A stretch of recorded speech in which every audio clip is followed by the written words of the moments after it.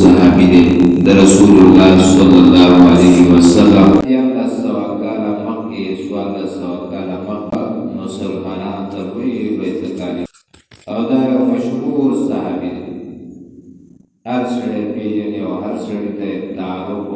نبي اکرم صلی الله علیه وسلم خطر پسې لګېدلی و چې رسول الله صلی الله علیه وسلم به څنګه قتلوم شهید کو. ټول کافران راجمع شول او نبی علیه السلام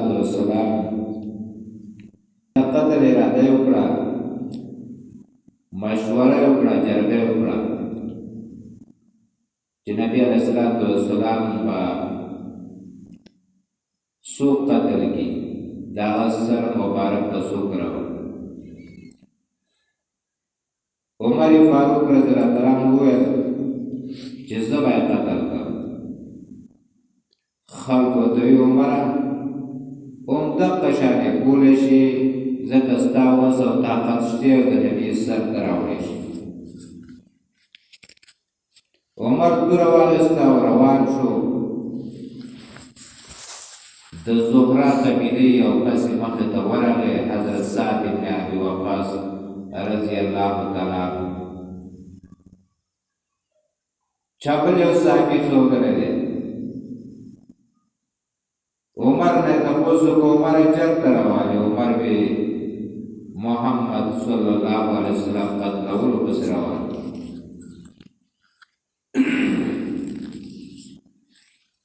سعد رضی الله تعالی عنه ورته وویل ته د بنو هاشم او بنو زهره او بنو عبد مناف نه به څنګه بې فکره شي؟ هغوی به تا قتل نه کړي د نبي علیه السلام په پته کې، هغوی خو تا نه پرېږدي. عمر په دې جواب سره سخت غوسه چې داسې څوک شته چې ما به قتل کړي، راځه زه خو تا یعنې ته مسلمان شوې، ستا فیصله ورکومه. عمر په هغه باندې توره راووختله. سعد وی چې زه خو مسلمان شویم او توره یې هغه هم راووختله. نو دواړو تورې چلول شروع کړه. په دې کې سعد رضی الله عنه ورته وی عمره اول لاړ شه د خپل د اوښې او د خور معلومات وکړه چې هغوی څه چل کړی. عمر د دې اورېدو سره ډېر غوسه شو، د خپل اوښې کور ته ورغی. خباب رضی الله تعالی عنه هغه دروازه بنده کړې وه او دواړه ښځې او خاوند قرآن شریف لوسته. عمر دروازه کوله وکړه او خباب رضی الله تعالی عنه پټ شو او سپاره یې په جلدۍ سره هغه نه بهر پاتې شو. خور یې دروازه پرانېسته چې ویې کتل عمر ولاړ دی. عمر رضی الله تعالی عنه په لاس کې څه څیز و، خور سر یې پرې و، دا یې د سر نه وینه ووته. وی ته هم مسلمانه شوې او بیا کور ته دنده راغی. اوښې ورته وویل چې وی تاسو څه چل کوه؟ عمر ورته ویل وی چل مو نه کوه، خبرې اترې مو کولې. عمر ورته ویل تا خپل دین پرېښی وی نه مې دی پرېښی. اخر دې پورې چې د عمر فاروق رضی الله عنه اخر دوی ته دا خبره وکړه او دا اوښې او عمر په جنګ باندې په پنځولو باندې وره د خور واخته عمر سپېړه را پرېښوه. د خور د مخ نه داسې وینه روانه.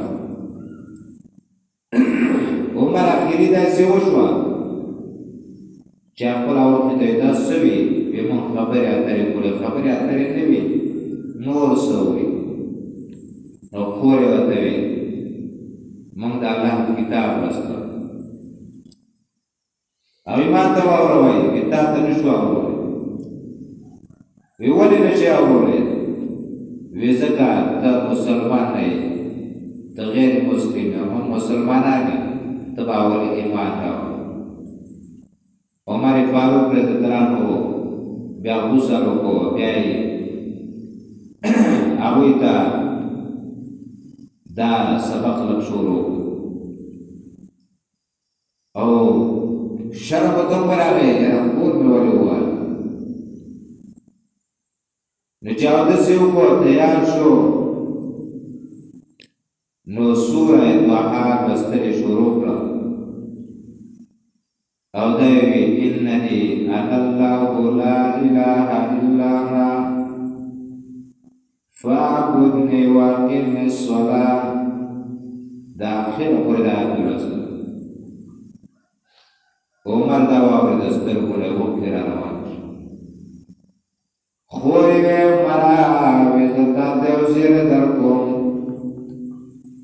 رسول الله صلی الله دعا غوښتې وه چې الله دین په یو د عمرینو باندې مضبوط کا دا دعا یې کړې